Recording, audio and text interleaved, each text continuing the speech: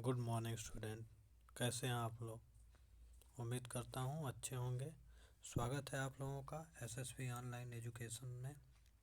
आज हम लोग बात करेंगे प्राचीन भारतीय इतिहास के स्रोत। देखिए, प्राचीन भारतीय इतिहास के जो स्रोत हैं वो हमारे पास पुरातात्विक स्रोत हैं और साहित्यिक स्रोत हैं। पुरातात्विक स्रोत के अंतर्गत खुदाई से निकली हुई सामग्री, अभिलेख, सिक्के, स्मारक, ताम्रपत्र, भवन, मूर्तियाँ, भित्ति चित्रकारी आदि आते हैं। अब आप देखें कि ये जो पुरातात्विक स्रोत है, इसके लिए पुरातात्विक उत्खनन किया जाता है, जो कि दो प्रकार का होता है, एक लंबवत और दूसरा क्षैतिज। इसके बारे में हम लोगों ने बात किया है कि लंबवत जो है उससे काल निर्धारण होता है कि कौन सी संस्कृति कितने समय तक रही, और क्षैतिज उत्खनन से उसके विस्तार के बारे में जानकारी प्राप्त होती है। पुरातात्विक स्रोतों की अगर हम बात कर रहे हैं तो हम देखें कि इसका प्रारंभ कब से होता है।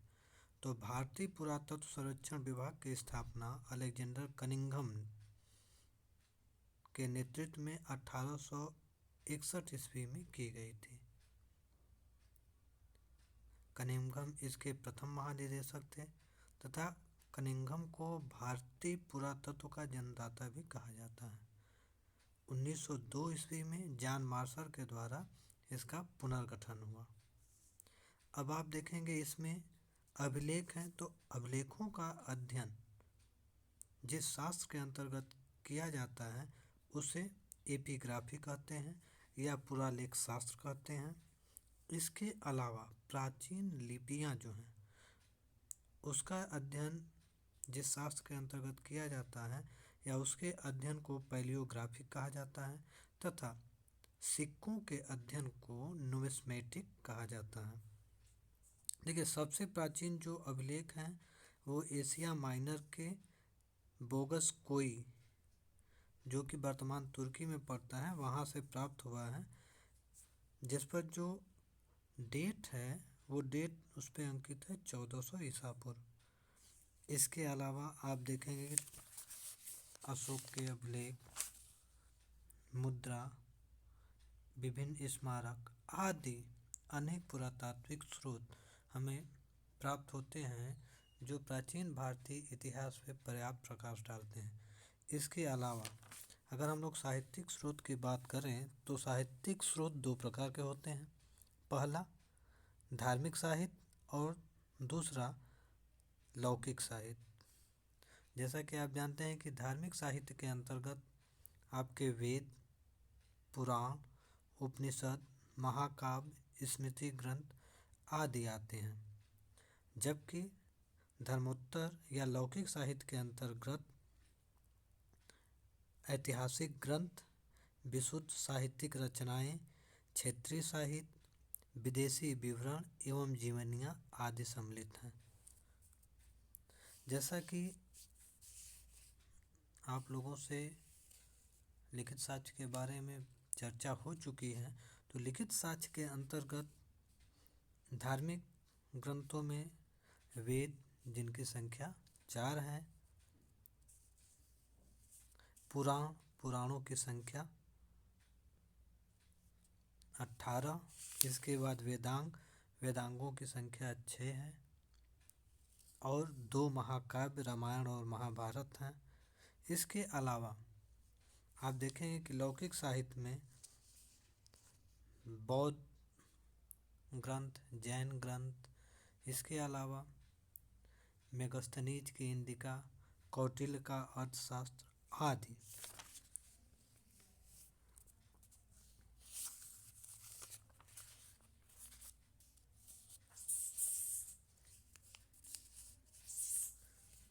यहाँ पे 6 वेदांग हैं, जिसमें शिक्षा, कल्प, व्याकरण, निरुक्त, छंद और ज्योतिष। शिक्षा शुद्ध उच्चारण पे बल देता है, जिसको कि वेद की नासिका या नाक कहा जाता है, जिसके रचनाकार वामज्य ऋषि हैं। दूसरा कल्प है,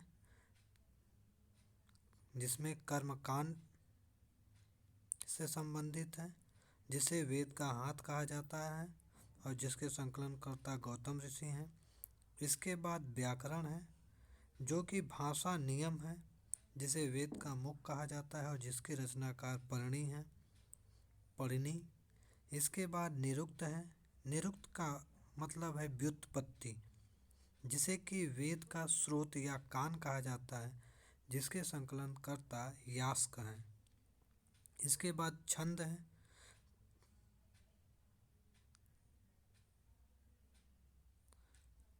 छंद जो है वो पद्य में है और जिसे कि वेद का पैर बोला जाता है और जिसके संकलनकर्ता पिंगल मुनि हैं। इसके बाद ज्योतिष है। ज्योतिष जो है शुभ मुहूर्त आदि, जिसे कि वेद का नेत्र कहा जाता है और जिसके संकलनकर्ता लगध मुनि हैं। इसके अलावा बौद्ध ग्रंथों में त्रिपिटक, जैसे शुद्ध पिटक, विनय पिटक, अभिधम पिटक,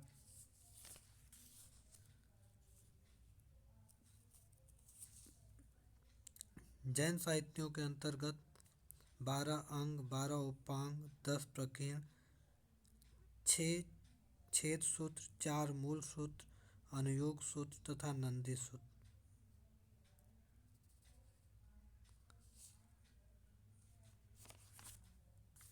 इसके अलावा लौकिक साहित्यों में आप देखेंगे भास के 13 नाटक, जिसमें स्वप्न वासदत्ता प्रमुख है, शूद्रक की मृच्छकटिकम, क्षेमेंद्र की बृहत कथा मंजरी, गार्गी संहिता, वाक्पति की गौडवाहु, पदम परिमल की नौशाह सांख्यचरित,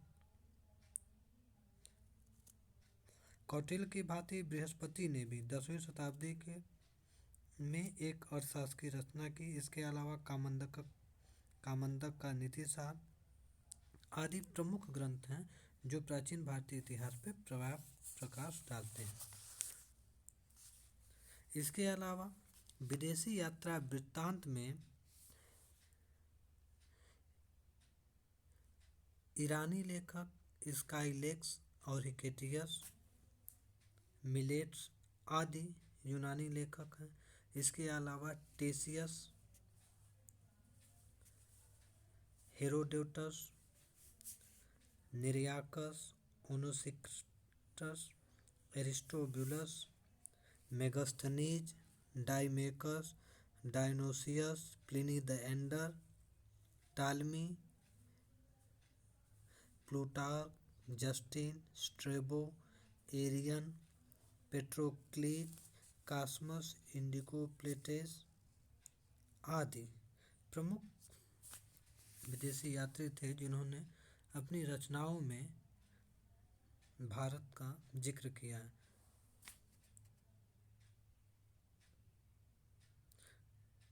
जैसे हेरोडोटस की पुस्तक हिस्टोरिका है और इन्हें इतिहास का पिता भी कहा जाता है। एरिस्टोबुलस ने जो पुस्तक लिखा है उसका नाम है युद्धों का इतिहास, जो कि सिकंदर के साथ भारत आया था। मेगास्थनीज की इंडिका है, जो कि अब अपने मूल रूप में उपलब्ध नहीं है, लेकिन उसके बाद के लेखक Strabo, Pliny, Arrian, Plutarch, Justin और डायोडोरस की रचनाओं में इंडिका के उदाहरण मिलते हैं। 1846 ईस्वी में E.A. स्वानबेक ने